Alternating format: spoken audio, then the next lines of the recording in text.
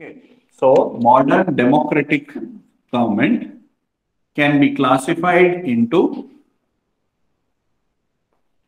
parliamentary form and presidential form.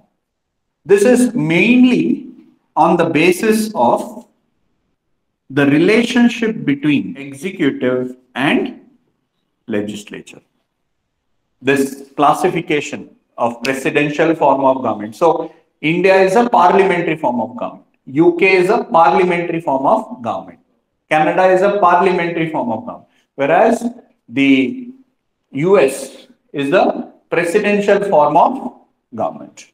Okay. So the relationship between the executive and the legislature, based on that, we can classify them into parliamentary and presidential. So let's see the features of parliamentary form of government. All these points are very important. They'll ask you in the question, which of the following are the parliamentary features? Which of the following is the presidential features? Okay, so remember it. First one, nominal and difference between nominal and real executive. So there is difference between nominal and real executive. So executive is divided into two, correct? Nominal and real. In presidential, there is only single executive. In presidential, there is only single. Here there is nominal and real. So nominal is who? President. Real is who? Prime Minister and Council of Ministers. We have adopted parliamentary system even in the states. We have adopted parliamentary system even in the states. Then, rule by majority party. It is not by one person. Rule by majority party. So if the Prime Minister dies also, the political party will elect a new leader and the leadership will continue. I mean, the government will continue. But it's not the case in president. In president, it is a single person who is running the country. It is ruled by the president in presidential form. Here it is ruled by the party. Who is the party running the country now? BJP or the coalition, NDA government, we say. Correct? Now, whose government it is? BJP government. Okay. Whereas president, it is, once the president gets, whichever political party, once the president gets elected, he is the single man show. He dies, new election should be conducted. Or rather, somebody, new one should get appointed. In our case, it's not like that. If the prime minister, like Indira Gandhi, when she died, okay, the Congress government was there. New prime minister or new leader was appointed by the party and then became the prime minister. Is that okay? So, rule by majority party. So, who they are accountable to this majority where? Majority where? In the lower house. That is Lok Sabha in our case. So majority party rule. Where is the majority has to be proved? In the Lok Sabha, lower house. Same system even in the state. So in the state also it is majority party rule or majority coalition rule.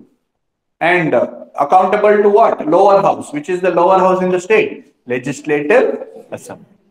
So they are accountable. Meaning what? They are collectively responsible to the lower house. They are collectively responsible. The party is responsible to whom? To the parliament. Specifically, lower house. That is why it is called as parliamentary form of government. They are accountable. They are collectively responsible to the parliament. In general, specifically which house in the parliament? Lower house. Please remember this. They are accountable, collectively responsible to the lower house and not to the Rajya Sabha. Meaning what? They have to have majority in the lower house Meaning what? In Lok Sabha, the majority is proved in the lower house. They are removed by vote of no confidence. In which house? Which house they can introduce? Only in Lok Sabha. Is that understood? The motion to remove them. Okay. That is called as vote of no confidence. You might have heard vote of no confidence. Which house they can do it? Only in Lok Sabha. Why? Because they are responsible only to Lok Sabha. Is that okay? In Rajya Sabha, if they don't have majority also, it's fine. Like when BJP came to power in 2014, they had absolute majority in Lok Sabha, but they did not have majority in the Rajya Sabha.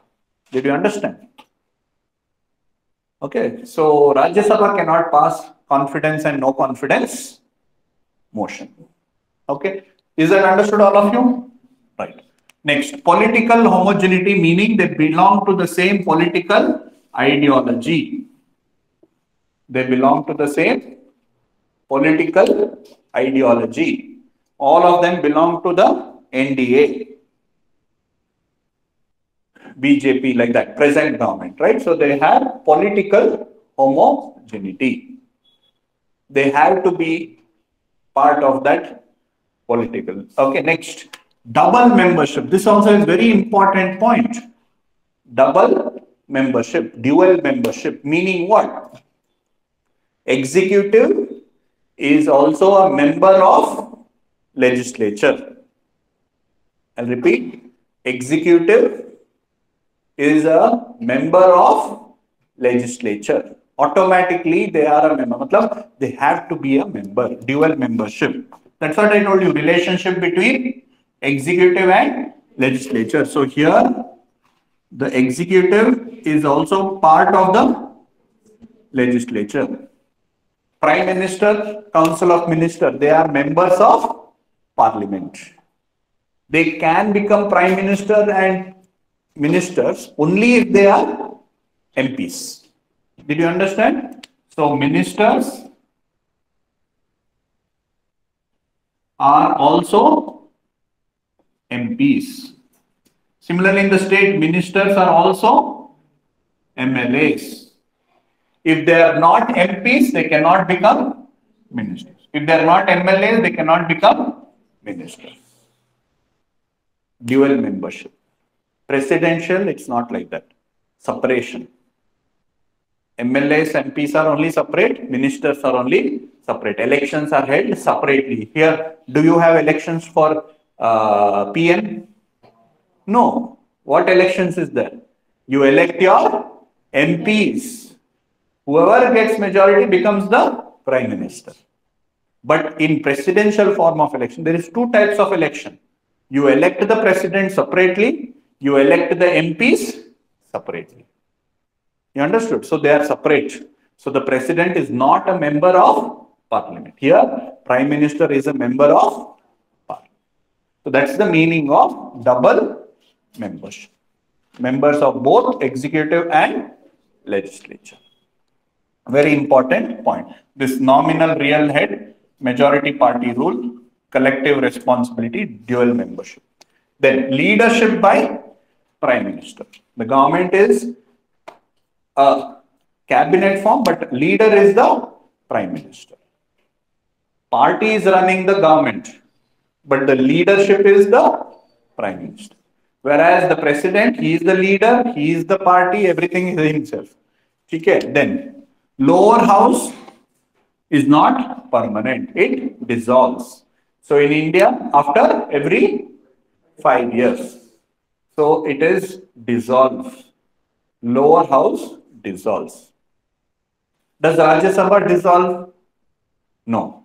Rajya Sabha does not dissolve. It's a permanent body. Every 1/3 members get retire once every 2 years. Once every 2 years, 1/3 of the members retire. Okay, so dissolution of the lower house. Then fusion of the powers. Okay, fusion of powers, that is legislative and executive power is fused. So let's see the presidential form of government. So you have single executive. Okay, single executive. No nominal and real. You only have one executive, that is the real executive. Then president and legislature, that is MPs, are separate. They are separate term, they are separately elected, they are separate. They are not, president is not responsible to the, president is not responsible to the legislature, is not responsible to the legislature. Not responsible to the legislature. Meaning vote of confidence, no confidence, etc. is not introduced in the parliament in presidential form of government. Then political homogeneity may not be there. Okay, meaning the president can appoint anybody as his ministers. He does not have to appoint only within his party. He can appoint anybody. Okay, and even those who are not MPs or can be appointed as his ministers. Like for example, the president of US, the ministers are called as secretaries. Ministers are called as secretaries. They can appoint anybody. A college professor also can be appointed as ministers. Okay. Then single membership. Either they are member of executive or they are member of legislature. They cannot be both. They cannot be both. Either this or that. Okay. Domination by president. Whereas in parliament, it is a cabinet which is powerful. All the ministers has to take the decision. Here it is by the president. No dissolution of lower house. It's a permanent body like the Rajya Sabha. Then there is separation of power. Legislature and executive powers are separated. We have adopted parliamentary form of government. Find out why did we adopt parliamentary form and not presidential. Why did India adopt parliamentary? So presidential form of government originated in US. Parliamentary form of government originated in UK. So that is why it is called as Westminster type of system, the parliamentary form of government. Okay, parliamentary form of government also is a responsible government because they are accountable to the parliament. Okay, it is also called as the cabinet form of government because it is ruled by the cabinet and not by any one particular individual. Okay, it's called as cabinet form of government, parliamentary form of government, responsible government, Westminster type of government. Presidential form of government originated in the US. So we decided to go with parliamentary form of government. So find out why we have adopted the parliamentary form of